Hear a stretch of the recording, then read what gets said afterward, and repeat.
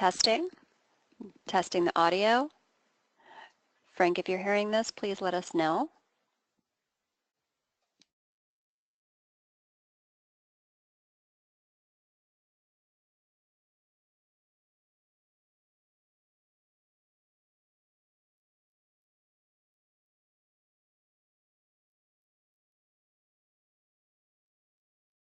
Great, glad you can hear us.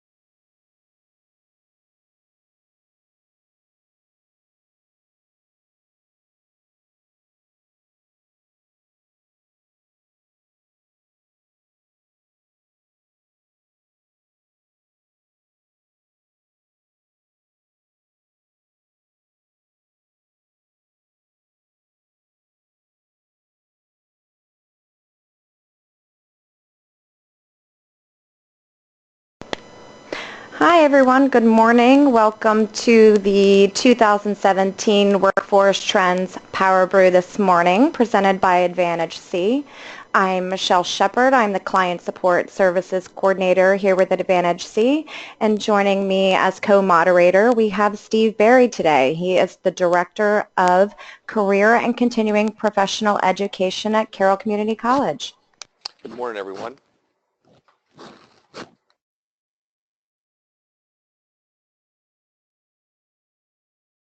And today's Power Brew is brought to you by Advantage C. So for those of you who may not be familiar, I just want to take a minute to introduce you to Advantage C. We have been a part of Carroll Community College for more than 25 years. Previously known as Business Training and Services, recently rebranded as Advantage C back in late last year. And we are an arm of the college that works with local businesses to provide workforce solutions for their company and their employees. And so our 4 core services, as you'll see, are on the screen. They are training, consulting, facilitation, and assessment. And there's just a little bit of information about each one of these 4 core areas on your screen. However, you can find out a lot more, including case studies and testimonials about the services that we provided to local businesses and what we could do for your business by visiting us online at advantage-c.com.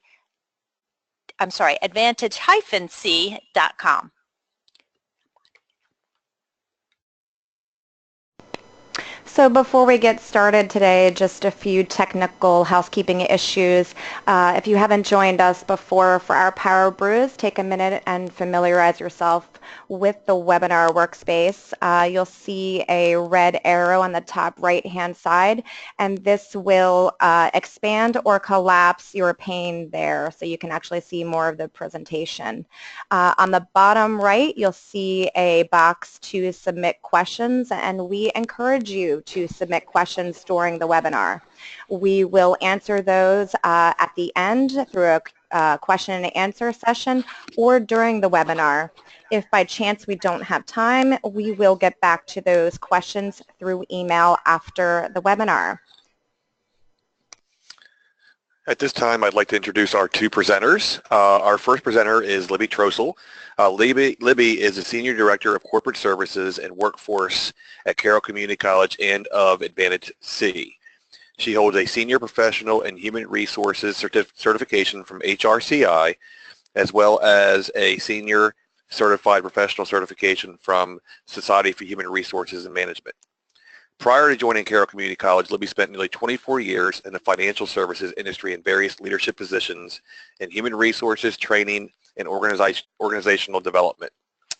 She earned an MBA from Mount St. Mary's University and an undergrad in business from Notre Dame University of Maryland.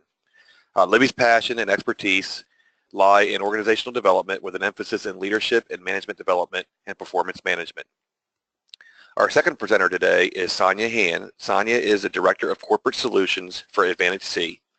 Sonia has 20 years of experience working with hundreds of clients across the globe, from multi-billion-dollar Fortune 500 to small and startup businesses covering multiple industries. She brings the perspective of consultant, entrepreneur, and executive to her clients and is passionate about the alignment of business strategy with operational strategies. Sonia earned a dual degree in technology and marketing from the University of Virginia, and her MBA is from Johns Hopkins University. Good morning. Hi, everybody. Thanks for joining us. So today's presentation, as you are already aware of, is on the 2017 workforce trends, or human capital trends. And the information we're going to bring to you today is from Deloitte's 2017 Global Human Capital Trends Report, which surveys more than 10,000 HR and business leaders globally. It takes stocks of the challenges ahead for businesses and HR leaders in a dramatically changing digital, economic, demographic, and social landscape. There's 10 trends discussed in this report, and I would encourage you to read the full report. Anybody can see the report. It's available on Deloitte's website, and you can just simply Google 2017 Deloitte Human Capital Trends, and I'm sure it'll pop right up there for you. There's actually 10 trends, and what Sonia and I did was we culled through the information. We read it every year, making sure that we remain abreast of all the top trends in organizational development, and we picked out our top 4, the ones we felt were most relevant to the workforce in this area and most relevant to some of the services that we provide as well. So, so today we're going to highlight the top 4 for you, or our top picks of the top 10, which is careers and learning, empowered cultures, the performance management revolution, and the augmented workforce. And Sonia and I are going to alternate between these topics, and I'm going to start out with careers and learning. So careers and learning is really calling to our attention. We really need to, as a starting point, understand how careers and workplace learning have changed, not just in the past several years, but how the pace of which that change is occurring is continuing very quickly, and it's going to continue to evolve. In the report, this little graphic I'm sharing with you here is from the authors of the book, The 100-Year Life. So people are living much longer today, right? We all know that through modern technology, and the technology that is, again, rapidly changing is impacting all of our lives and our work lives as well. So the author of The 100-Year Life points out that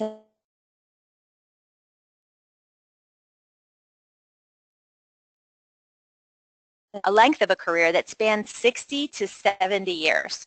Now that makes me tired just thinking about it. But your career is definitely longer, the amount of time within your lifetime that you are working. And during this time span, however, there's some things changing. People are no longer staying in the same career for long periods of time. And I think that's a trend we've seen coming for some time. But now you'll be surprised to learn, as I was, that the average tenure in a job is 4.5 years, or just under 5 years. We'll just round that up for our purpose here. So the average time spent in a career is about 5 years. And today, employees are continually trying to reinvent themselves. So during this time frame of reinvention, no longer are people staying within traditional career paths or career industries. For an example, it might have been that, well, let's say back when I started in my career, I was in financial services.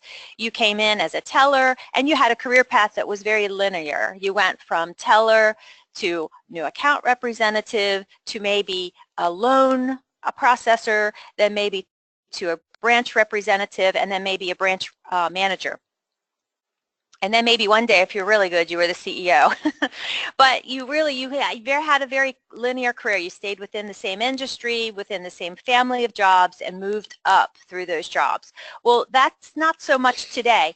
People today are moving to totally different careers. So for an example, I might be a teacher today. I'm going to be an architect 5 years from now, and then I might move into the manufacturing field doing something with digital fabrication or one of those new technologies. So if you can think about that, that really is quite interesting for employers. How do you engage employees that constantly want to reinvent themselves? So we're going to be talking about that. So sometimes this reinvention happens within the same organization, sometimes it does not. So for an example, if you have an employee that wants to reinvent themselves, you need to create the opportunities within your organizations for them to do that. And then the third kind of graphic you see on this slide is the half-life or the relevance of a learned skill. And this really has to do with the constantly changing disruption in the digital technology world that we are experiencing, and that is when you come into a job, your skill is probably going to be good for about 5 years. And after that 5 years, you're going to have to reskill yourself in order to stay up with the technology and stay competent in your job. So that's a really, really short shelf life, if you will, for skills. So if you think about this kind of makes sense. So if I come into a job and my skills are only going to be good for 5 years and then I'm going to have to reskill myself, or my employer is going to help to reskill me, well, I really don't have to stay in the same exact job then, right? If I'm going to learn something new, I want to try it over in the accounting department for a while instead of over in the facilities department of an organization. So really, it's a good thing from the fact that you can keep people interested and motivated within your organization, and it's also a challenge in how you do that. So basically, employees are coming in with skills that are really only going to be valuable or relevant to the job they're doing for about 5 years.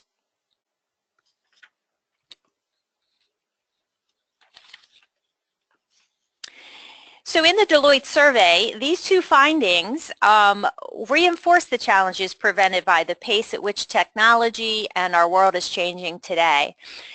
So 90% of CEOs said we are facing disruptive change driven by digital technologies.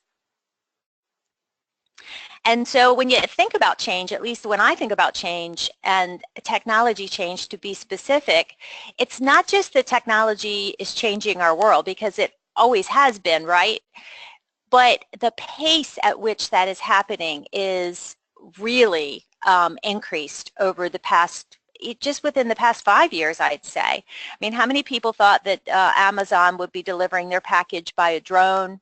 How many people thought that a robot might be waiting on them when they walk into a Wendy's? These technologies have really just cropped up in the past year, and from idea to implementation, the pace of which those things are happening has really just intensified. It's just almost mind-blowing, really, when you think about it. The other thing that came up in the survey is CEOs. 70% of them said our organization does not have the skills needed to adapt. So they're basically CEOs, 70% of CEOs are admitting we are not keeping up with the technology changes.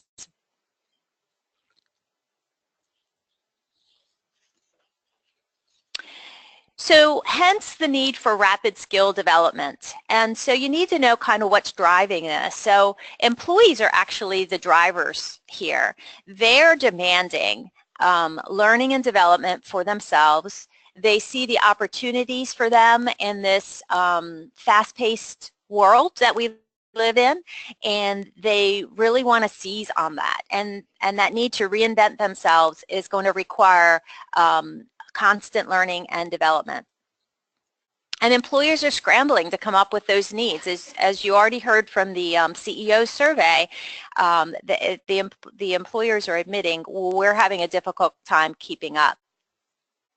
One of the things organizations are doing is developing open career models. So that is creating within your organization a policy of internal promotion, but also not just up that traditional linear path that I mentioned earlier, but in our organization, how can you move to different areas in the organization, best utilizing your skills and talents, so that you don't have to leave the organization to feed your desire to constantly reinvent yourself, but you can constantly reinvent yourself within the same organization. If employers can do that, they're on their way to maintaining and attracting talent.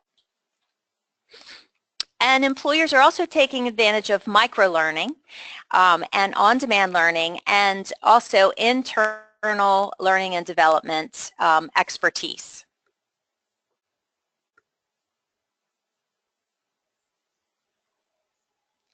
So what employers can do in this case, and what you can do out there in the audience today, is really take a look at your organization and see how it measures up to these trends. Are you prepared to help people grow and develop within your organization? Are you prepared to help people move around in your organization in order to feed their desire to reinvent themselves? And are your jobs structured as such that people can easily move from one area of the organization to the other? Or are you very rigid in that structure? Are you promoting from within? These are all kinds of things you want to look at in order to ensure that you are going to be maintaining or ahead of this trend.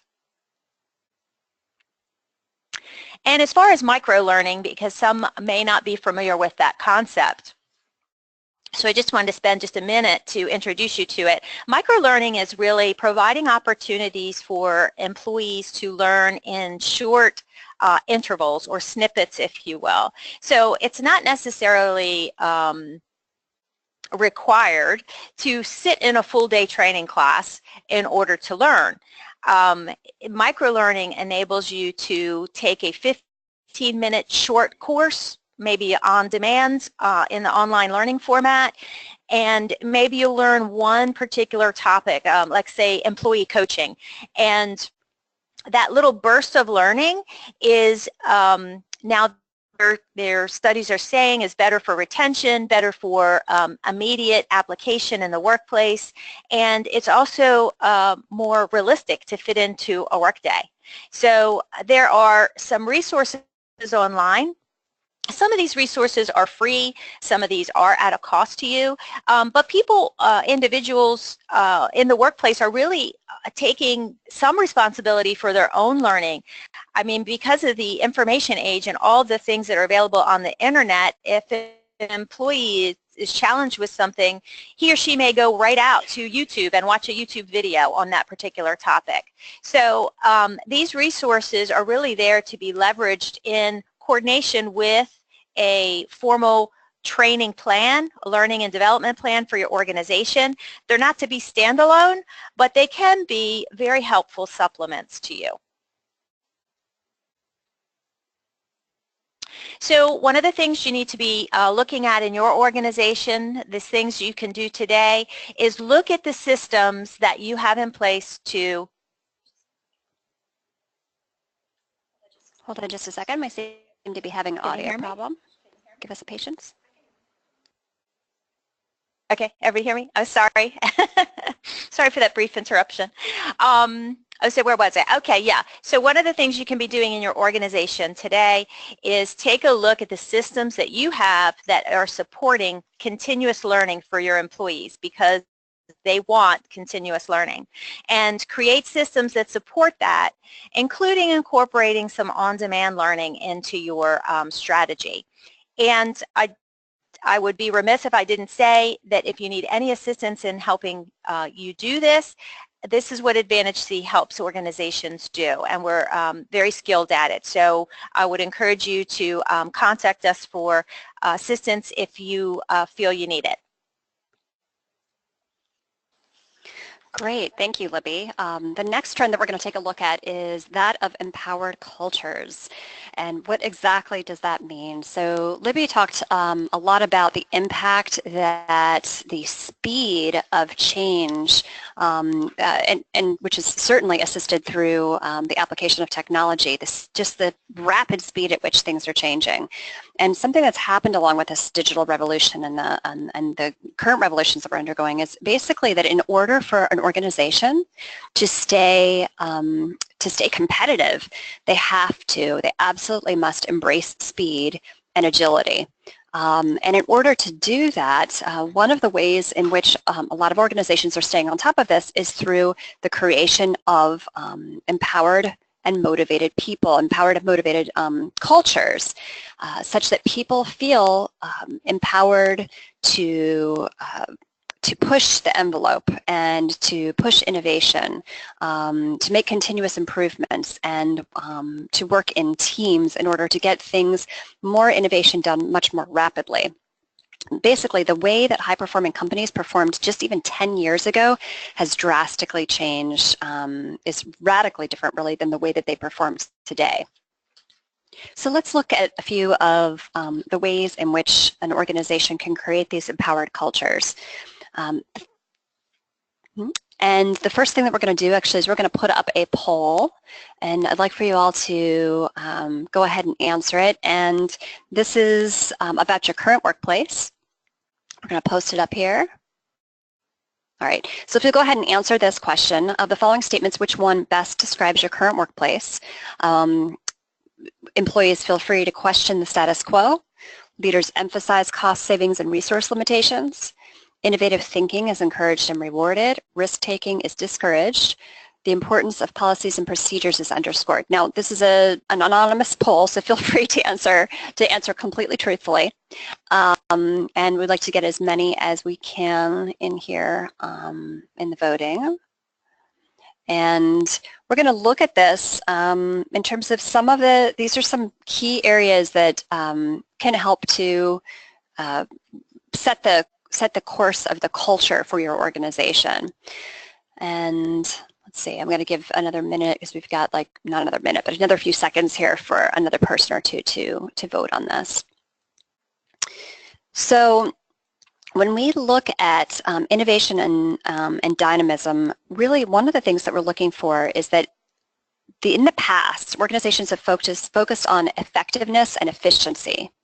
And that is not the case anymore. So you may have heard, if you were in the workplace, 10, even 15, 15, even 10 years ago, you may have heard a lot about effectiveness and efficiency and how critical that is to an organization. But times have changed, and what the focus is now is on how to create these innovative environments that are able to turn on a dime, really, and make changes as rapidly as the marketplace is changing. So it looks like we've got the results from that poll in now, and I wanted to just let you guys know what that is. It looks like 80% of you, this is pretty significant, answered that of the following statements, and I know it's hard to choose just one, but of the following statements, that the one that most describes your workplace is innovative thinking is encouraged and rewarded. And then the second is that leaders emphasize cost savings and resource limitations. So that's an interesting mix there. We have sort of two very different kinds of responses, although I suspect in a lot of organizations you have both of those, which are almost like opposing forces. So let's talk about how that affects your workplace. One of the critical one of the critical things to focus on in order to create innovation within an organization is a sense of safety around trying new things, experimentation, that it's okay to fail and that it's okay to challenge assumptions and to push the envelope within an organization. If employees feel that it's safe to do so without potentially losing their job, for instance, or negative annual reviews, etc., they're a lot more likely to actually make those, to push those envelopes and create an innovative culture, and therefore an innovative organization. One of the second things here is focusing on abundance, providing time and resources for continuous learning and experimentation, and allowing your employees the freedom to do so.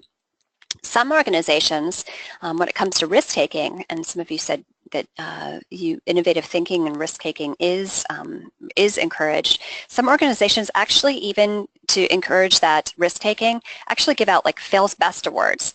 So think about and what that means. A fails best award is, they've got various project teams, and they have a team whose project failure either helped identify a major problem area, or a team whose project gave birth to a brand new unrelated idea, or even a team who was working on a project but who decided pretty early on, this project is not going to work. This new product development idea, for instance, is not going to work. And so what they did is they cut their losses and therefore saved loads of time and money by admitting, this idea is a failure. And so this, maybe there's learning that can be taken someplace else, but these kind of fails best awards are one way of encouraging that kind of risk-taking and saying, not only is it okay to fail, but sometimes there are actually benefits to failing because we're taking the risk to be able to fail in the first place. Another thing is thinking in terms of a playbook rather than a rule book. So what I mean there is normally when we have a rule book, we think kind of, here are the policies and procedures, these are the steps we follow. But when we think of a rule book, we're talking about more testing, reflecting, adjusting, and refining that playbook over time. So rather than having these steadfast rules that apply in every situation for long periods of times, thinking more about situations and how they can change the steps that we need to take. And of course, different environments, some environments like the financial industry or other industries that are heavily regulated, can only do so much of this. So this may be relative to your environment and to your industry, each one of these. So one thing that can be done in order to kind of start to establish this culture within your organization is to start by developing flexible models kind of at the edge of the company and then working inward. What I mean by that is, in other words, you don't have to begin by innovating in, let's say, the HR function or the finance function. So let's say your company instead wants to develop a new product.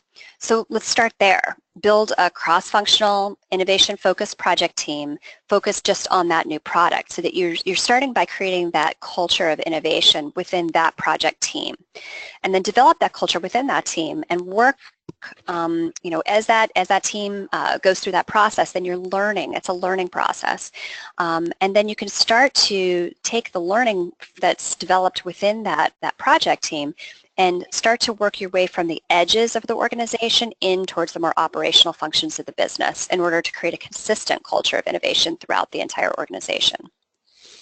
Now, Sonia, Steve here, before we leave this slide, if I can interject a question. You had mentioned focus of abundance. What exactly do you mean by that, and how does that play a role in innovation? Yes, so actually, I should bring up the poll results here too. So we said that it was about a quarter of individuals said, we got 20% of the individuals who responded here said that leaders emphasize cost saving and resource limitations. So that's exactly what I mean about a focus on abundance versus a focus on scarcity. So this is, or at least this is a good example. So organizations that focus on, what we have to be saving money. This is taking too much time. This is taking too much money. This is, we have very scarce resources available to us. That is setting up an environment with a focus on scarcity. And what we found is that despite that that quote that we say a lot, which is necessity is the mother of invention, right? Much more innovation actually takes place during times of abundance rather than during times of hardship. And if you think about that, certainly there's something to be said for necessity being the mother of invention. But if you think about that concept, that more innovation occurs during times of abundance, it makes sense. When people have the time and the resources to kind of mess around and experiment, invent and innovate, then it's a lot more innovation, and it's going to really come out of that kind of environment. So rather than a culture of fear and scarcity, that sort of mentality of if I don't meet my goals, my job's going to be cut, or I'm fearful that, I might as well start looking elsewhere because I know that, our company doesn't have the resources to be able to keep all these people in place, or my job isn't a revenue producing job. The focus should be the cultural focus. That may still be true. Of course, resources are always scarce. That may still be true, but the cultural focus, the message that's being provided to employees should be that they should be provided with the resources, tools, training, and time for employees to be able to innovate. Oh, I'm going to move this slide forward. There we go. All right, so the next area is building networks of teams. We've actually mentioned this in some previous Power Brews about the importance of working within teams. I've got up here, you'll see the Star Trek picture here, and I like Star Trek. Well, I just like Star Trek, because I'm just that kind of geek. But in addition to that, I like Star Trek as a great example of a cross-functional team, and it's whether you're talking original Star Trek or any of the later Star Trek series. In Star Trek, we've got this ideal cross-functional team. We've got Captain Kirk. He's sort of the strategic thinker. You've got the science officer. You've got the medical officer, the engineer. Communications, and essentially this team works together, and also the individuals work independently, but they are adaptable as a cross-functional team. We don't always have all of engineering working together or all of science working together. It creates a really adaptable, innovative, and agile team, no matter essentially what comes their way, whether it be, green aliens or rocks shooting lasers or whatever it was in the episodes, whatever crazy situations they were faced with. Because they were able to pull on one another's strengths and fortes, they were really able to be a very agile team in the way that we think of agility today. But they were also, when it comes to autonomy, they were also allowed great autonomy as individuals to take risks and make decisions, and also as subgroups. And that allows for a lot of ability to make quick decisions, to be able to adjust when problems arise, and to be able to innovate. Another thing that's important to these networks of teams is rewarding diverse expertise. Libby spoke earlier about the half-life of skills and about how people tend to move from one career to another these days. This is something that something that's happening out in the marketplace, but it should also be something that's happening within our organizations, in that we should be attributing value to many diverse assignments and multifunctional leadership experience. So it's not just, is this person an expert in this one particular area, let's say, network design, for instance, but, let's reward diverse expertise, because people are coming now with a variety of expertise from their background, and they're wanting to try out different things. Part of this goes back to, the newer generations coming into the workplace, and that's one of their interests, and something that really drives them is various experiences. So let's be sure we reward that. And to that point also, we want to build in talent mobility, build in processes that support team fluidity. So once a project is over and a team kind of dismantles, remember we're talking about projects, so projects have a limited lifespan, right? So we're creating networks of teams around projects. And once that, that project is complete, the team needs to be able to disband quickly, and new teams need to be able to form for new projects. So individuals and teams are going to take the expertise from the previous project and then move over and apply that into a new project. So we need to build that in. Also, another thing is focusing on responsibilities, not titles. So traditionally, in a traditional workforce, we focus very much on titles. But instead, we should be, in this kind of environment, we want to focus on responsibilities. People no longer, another thing related here is that people no longer necessarily become leaders by growing their knowledge, but instead people become leaders by growing their influence and their experience. And that diverse experience and their responsibilities within that project team are critical to that. One way you can get started, and this is just one example, but is to consider new communication platforms for these teams to be able to communicate, whether they are physically together or not. So let's say they're working remotely, or we've got different hours, different shifts, that kind of thing. Communication platforms like Workplace, Slack, Basecamp, Asana, Trello, Workboard, those are all being used a lot these days for these types of networks of teams to be able to communicate quickly and effectively, toss ideas out there, share videos, share sketches, drawings, diagrams, questions, respond to questions, share advice on problems that are arising, that kind of thing. Hey Sonia, Michelle here. Just a quick question for you. So in your opinion, what do you feel are some other ways to encourage these networks of teams to really start working together? I mean, I know online tools are great when a team has already gelled, but what can an organization do to really promote that sort of an organic cohesion? Yeah, so that's definitely a consideration because if you are in a workplace where you have the resources to be able to you have space to be able to provide and you're not dealing so much with remote teams, something that's really important that you can do is to think about proximity and space and the workspace. Research shows actually that we spend 2 times more time, 200% more time, communicating with those who are within 20 feet of our desk than we do with those that are farther away. Now, it seems like common sense, that what I just said, so I'll say it again, but we spend 2 times more time and energy communicating with people who are just within 20 feet of our desk than we do with those who are further away. Again, sounds like common sense, but then let's think about the way that most organizations and their layout, the way that things are laid out, are that we tend to put HR with HR. We tend to put the executive team together in a suite. We tend to put, the IT folks together in the IT area. But if we're talking about these cross-functional, creating these cross-functional teams, these networks of teams, then what we should be doing is we should be making an environment where we can be more flexible with the workspace and where teams can work together in close proximity. So these cross-functional teams can get together and work in close proximity day after day. Do we really need to have finance sit with finance or have all the programmers sit in their cubicles?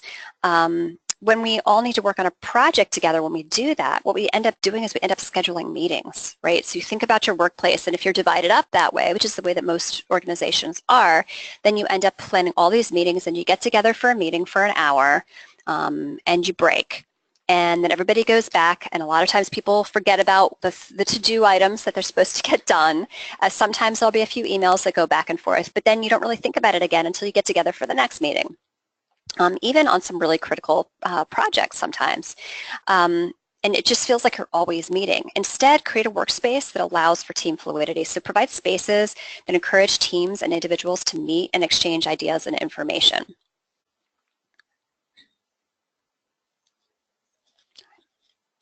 So the next area is continuous improvement.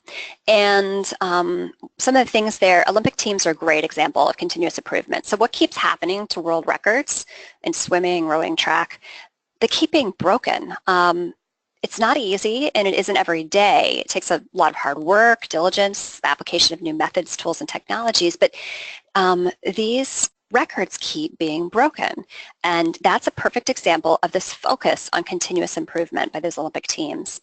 Some things that need to be done in order to ensure a focus on continuous improvement is simplifying and improving work processes as new tools, methodologies, and technologies come to light, making it a habit to be aware of what's available and what's upcoming, looking for ideas on improvement from the bottom up. So systems improvements are more often identified and understood from those working within the systems than necessarily those at the top focused on strategy. So if we're looking at making systems improvements, that kind of thing, let's look from the bottom up.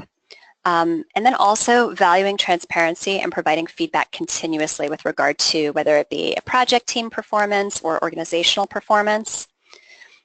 And in fact, one of the things that you can do to get started here is to set up, if you don't already have one, some organizations do, but set up a real-time dashboard which states goals and metrics covering key performance indicators across the organization, and make that available. I've seen it, in the lobbies of companies before, where it's on a nice big screen. People come in to begin their day, and they're looking at this, and they can see, how the company is performing, and with making it accessible to everyone. Sometimes you'll find that the individuals that you would least likely think might have a suggestion for an area of improvement.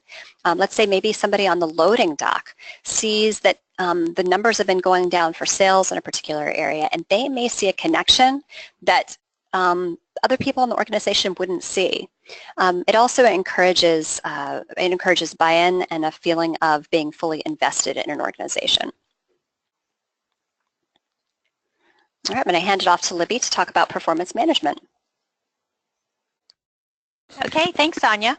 Yeah, so I'm going to talk about performance management. I want to ask you to start us off here to take a little look at the cartoon from Dilbert on your screen. I always love Dilbert. He's always got the best things to say, and I think the author of this must have worked in human resources for several years. But take a look on your screen real quick.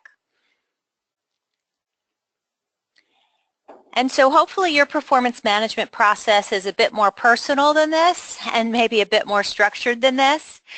But one of the things, and this is just kind of a fun way to introduce the performance management piece, but it actually is some very interesting information that was brought forth in the Deloitte survey about the changes in the performance management realm. And so we're going to take a look at what is driving this performance management revolution, if you will. So as Sonia just talked about, more and more organizations are looking at teams as a way of getting work done. And I think that informally this has been happening for a long time, but now formal teams are being recognized across organizations. And performance of these teams is becoming more important than that of the individuals in the team. And traditional performance evaluation processes are really focused on the individual. So more and more organizations are using teams to get work done, and the teams themselves are being evaluated and receiving feedback rather than the individual. The way we work is changing. As we discussed earlier, the average career is about 5 years. People need to be constantly reinventing themselves and challenging themselves, and this requires more frequent and more timely feedback. So no longer is the once per year annual performance review working. The other thing that is driving the change in the performance management area is the adoption of agile business practices. And if you joined us, I believe it was last month, for Agile for Business, we talked about the concept of Agile, and I would invite you to watch that webinar. I'm referring back to 2 webinars now. This is good because we put those out there for a reason so people can learn about these trends. We did a really great webinar. Linda Cook, who is an Agile business coach, did a webinar on Agile business practice, which basically means that the way that we work now is becoming less rigid, more adaptable, more responsive to the environment and to the into the industries in which we work. And so those agile business practices means that my goals may be continually adapting and changing to meet the business needs of the organization. So, you know, it may have been in the past I got my annual goal, and I got that in January, and by December I needed to achieve my annual goal. Now goals are more realistic, particularly for those organizations that are adapting their business practices to become more agile, to I may have quarterly goals that are revised or maybe even changed totally in the face of the business needs. So what we were working on last month, that project is not going to come to fruition, so we're shifting gears to respond to our customers in a different way. So again, goals may be set quarterly and even may change more often based on business needs. So what are employees saying? So employees are saying, I want more regular feedback and I want to continuously learn. So that continuously learning takes us back to a little bit of what we were talking about earlier in the careers and work segment that I just did a few minutes ago. But how employers need to respond is by providing regular touch points, managers meeting with employees quarterly versus annually, or maybe even monthly versus annually, depending on your organization. And the discussions are less formal. They may be not written documentation, but it may be a collaborative, open discussion. And it's focused on the team performance and how the individuals contributing to that team. It's qualitative, not quantitative so much. And it also is focusing on helping employees to develop a growth mindset. And if you were on the webinar with Mike Mannion, the surprising secrets of becoming an expert, how C players become A players and A players become world class. In this webinar, Mike discussed the importance of developing a growth mindset in employees. And if you didn't participate, you can visit that webinar on the PowerBrew page at carrollcc.edu/PowerBrew and watch and listen to the recording. But one of the things that were discussed in that webinar pretty heavily is the fact that managers need to feed those employees to help them develop a growth mindset, which is the desire to learn and grow, improve themselves and their skills without fear of failure. And that reflects back to something that Sonia was talking about earlier when she was talking about innovation. And that helps to develop a growth mindset in employees. With the changes in careers and learning and development we discussed earlier, it's not only critical to your employees' success, but to your organization's success. And it's going to help you to attract and retain talent. Managers need to understand that there's more time invested in the more frequent coaching, but that more timely feedback, targeted feedback, if you will, is going to be more helpful to employees and managers in the long run. You know, if you were only meeting with your employees once per year and not having regular intervals of feedback, you probably weren't catching performance issues or helping to employees to develop to their full potential until it was probably too late. And so that feedback is more of a coaching, if you will. It's collaborative, and the employee is very involved and engaged with that in the discussion with the manager. And so organizations need to create ways for employees to constantly develop their skills through online and in-person training, as we mentioned earlier, using microlearning, in-house experts within your organization to help others learn and grow, and outside resources as well. And on our website at advantagec.com, we have a white paper. Actually, I had written a white paper on the value of human capital development, and I would challenge you to go out to our website and visit that white paper. In fact, we could probably send it out with a with this webinar. Michelle's shaking her head. Yes, she can do anything we need her to do technology-wise. But what that white paper really talks about is companies don't think twice about investing in equipment, maintaining equipment, purchasing new equipment to automate, but they really get squeamish when it comes to investing in learning and development for their employees. And those investments in human capital will pay off tenfold for your organization. If you're not developing your employees, you're really not tooling them to execute your business plan. So that your business plan and as you envision it may not come to fruition because you haven't helped the people get the skills they need to help you get there. And so quickly want to share a case study with you from GE that was shared in the Deloitte white paper. So GE, they were the kind of like the pioneer in the cascading goals and force ranking systems, all the types of things you think about when you think of traditional performance evaluation models. Really, that began about in the 70s. So GE recognized that these things were no longer working. And over the past 2 years or so, they've worked to implement a new, more agile, team-based system, and they tailored their performance management to their business strategy and their organization's needs. And so what this new system included was ongoing touch points. So just like we were just recommending, meeting regularly with employees and teams to give them feedback on their project and to focus on helping them to further develop.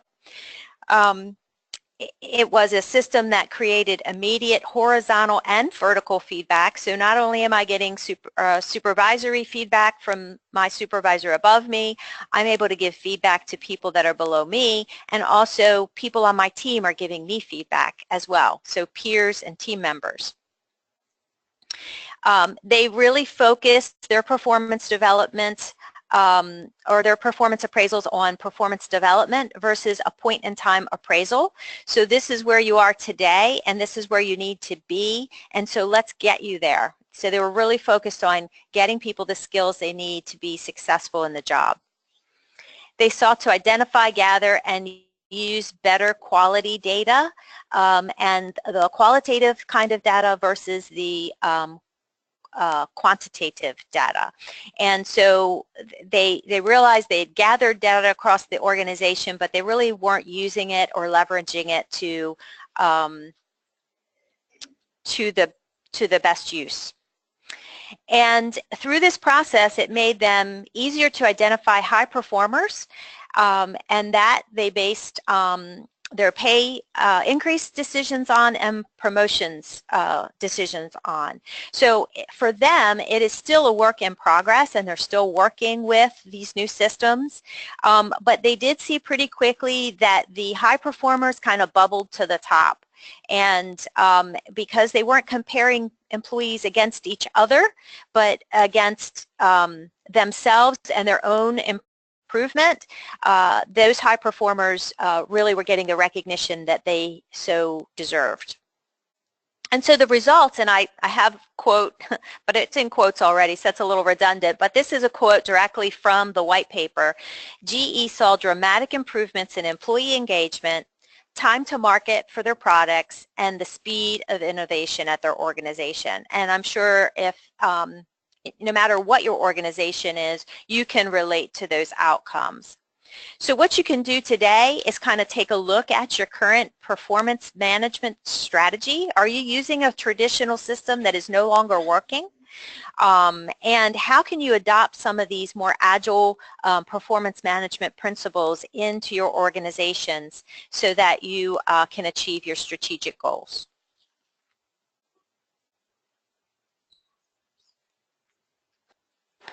Great. And now I'm going to turn it back over to Sonia for our final topic, the augmented workforce.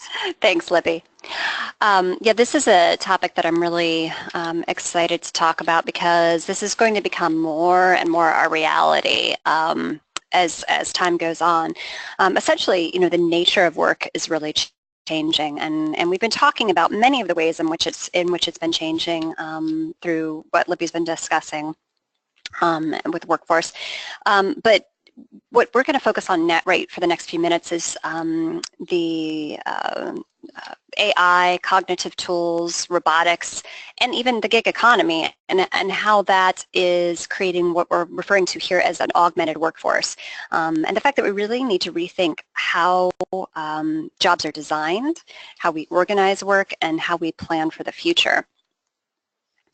So one of the things that we can do in terms of how to prepare for, we've got a poll we're going to put up here as well. One of the things that we can do to prepare, let's see, is it coming up? There we go. Okay. One of the things that we can do to prepare for this augmented workforce is to change our thinking and make it more of a what I'm referring to as augmented thinking.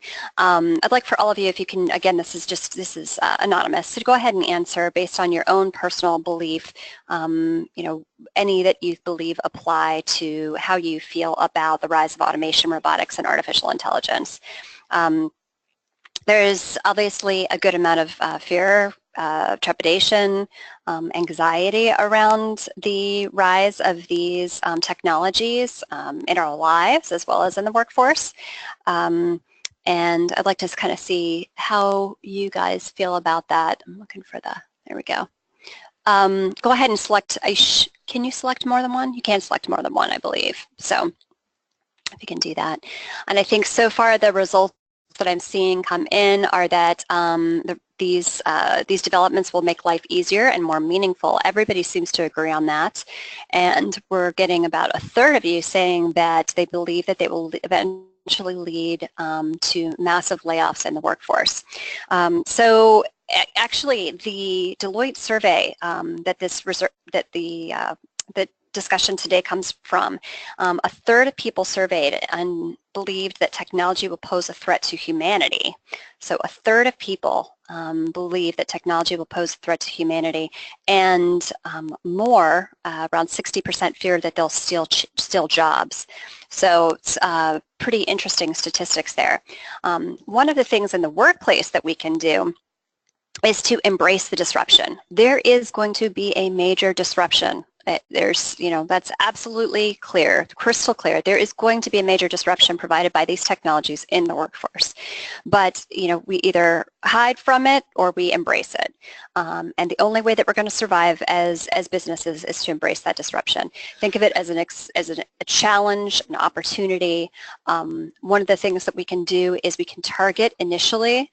The first thing to do in terms of the low-lying fruit is to target redundancy and repetition first. So look for areas of redundancy and repetition within your organization and look to apply technology to those areas to reduce that and get that out of the way. The next thing is to distinguish between, once that's done, is to distinguish between the essentially human skills and the non-essential tasks. So what I mean by that, we're going to talk a little bit more about that in a moment, but even certain knowledge-based tasks lend themselves to cognitive tools. But what that allows then is it allows us to raise other human skills to more strategic levels of thinking, planning, and advancement. And that's how organizations that are going to thrive in the face of this kind of change, that's exactly what they're going to do. They're going to apply technology to the redundant, repetitive tasks. They're going to apply technology to those even knowledge-based tasks and other tasks, and then allowing humans to use their human skills to raise the bar. Another thing is to consider all options. You want to consider robotics in your organization. You want to consider automation, AI, crowdsourcing, how crowdsourcing might help you solve some of your problems, but also consider all the human workforce segments.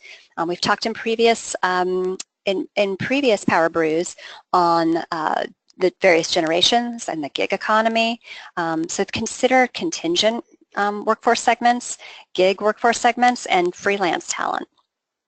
And one of the first things that you can do to get you started is develop a journey map of the work being done within your organization currently, outlining the work as well as the tools the people and the information involved in every step of the work, and then identify where technology can assist and where those human skills are really critical. Sonia, real quick, interject a question here. How about the loss of jobs due to technological advancements? Yes, so obviously that is a big fear, and you saw that even, I think a quarter of you to a third of you were concerned about massive layoffs in the workforce. The organizations, the executives who responded to the Deloitte poll, and I apologize, I misspoke earlier. When I said that a third of people are concerned that technology will pose a threat to humanity, that's not from the Deloitte survey. That was from another survey that was conducted in 2016. But this part, the Deloitte survey had 80% of the company executives responded that they expect no reduction in the total number of jobs. Instead, what they're expecting to do is to retrain people using technology and redesign the jobs to take better advantage of human skills. So, the reality may be somewhere in the middle, but I do think that what is going to be key to success, there's no question, is going to be definitely redesigning jobs and taking better advantage of those human skills. Multidisciplinary integration. What I mean by that is using these new ways of thinking to develop a strategic augmentation plan. So given the scope and the scale of the coming changes to workforces and workplaces, it's really key to have an enterprise kind of future of work roadmap combining multiple functions. And that means, and what we need to do there is get on board in the creation of the strategic augmentation plan. Not just IT and not just HR. So historically or traditionally, it's been IT's role to lead automation, and it's been HR's role to focus on the change management and the workforce transitions, but that's not what we're looking at anymore. What we're talking about is a multidisciplinary responsibility to strategize, plan, facilitate, and orchestrate the redesign of processes, of whole processes, the redesign of jobs, the integration of this, and training. And so, establishing a multidisciplinary augmentation team is going to be really critical to the success of this. I realize we're going just a little bit over, but we've got our last slide here. And the last focus is going to be on those essential human skills. Okay, so let's think about this for a moment. While tasks are becoming automated, the essentially human parts of work are basically just going to become more important. There's some things that right now and in any perceivable future that we can, we look out a decade, 2 decades from now, and we just don't see the ability for computers to be able to handle these kinds of things. Skills such as empathy, communication, listening, persuasion, providing comfort or personal service, problem solving, creativity, ethical thinking, conflict resolution, strategic decision making, those kinds of things are going to become more important than ever. And those are things that computers just can't replace. So rethinking the fundamental elements of work and breaking jobs down into tasks, and those tasks either being identified as tasks that automation can manage or that essential human skills can be applied to in order to improve the work product are really critical.